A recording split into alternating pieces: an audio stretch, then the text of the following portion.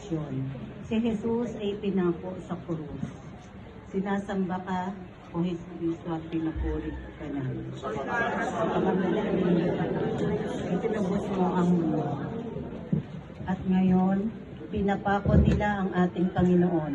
At kasama niya ay dalawang magnanakaw, isa sa kaliwa at isa sa kanan. Samantala, sinabi ni Jesus, Ama, patawarin mo sila sapagkat hindi nila nalalaman ang kanilang ginagawa. Ang nagdala kay Jesus sa Kalbaryo ay pag-ibig. At habang nakapako ang lahat ng kanyang mga galaw at lahat ng kanyang salita ay pagmamahal. Isang pagmamahal na mapayapa at matatag.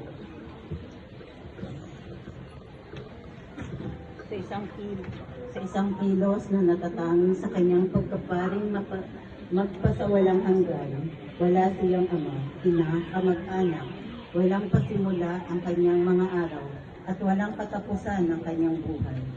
Binuksan ang kanyang mga braso sa buong sangkatauhan. Sa pagpukpok ng martilyo sa kasalukuyang pinapako si Jesus, nadidinig muli ang mga salitang propeta ng banal na kasulatan. Binutas nila ang aking mga kamay at mga paa. Mabibilang ko ang lahat ng aking mga buto. Tinitingnan nila ako at pinagtatawanan. O aking bayan, ano ang ginawa ko sa iyo?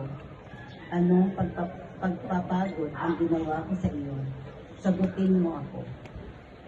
Pagninilay. At tayo sabihin kay Jesus ng buong katawan. Ako ay iyo, binibigay ko sa iyo ang aking sarili. Nagdadala ko na ako sa iyong krus.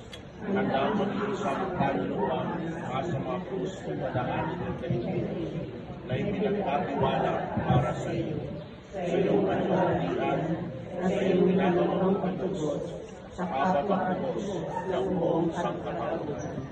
Ama namin, sumasalangit ka, sambahin ang ngalan mo, magpasa amin ang kaharian mo, sundin ang loob mo dito sa lupa para ng sa langit. Bigyan mo kami ngayon ang aming kakanin sa araw-araw, at patawarin mo kami sa aming mga sala, ayon ang pagpapatawad namin sa ikakasala sa amin, at huwag mo kami ipagtulog sa tukso, at iagyan mo kami sa lahat ng masama. Amen.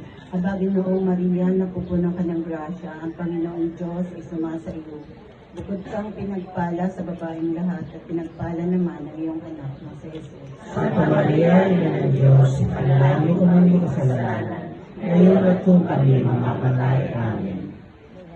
Luwalhati sa Ama, sa Anak, sa Espiritu Santo. Kapalan sa ulo, ngayon at pagkailangan,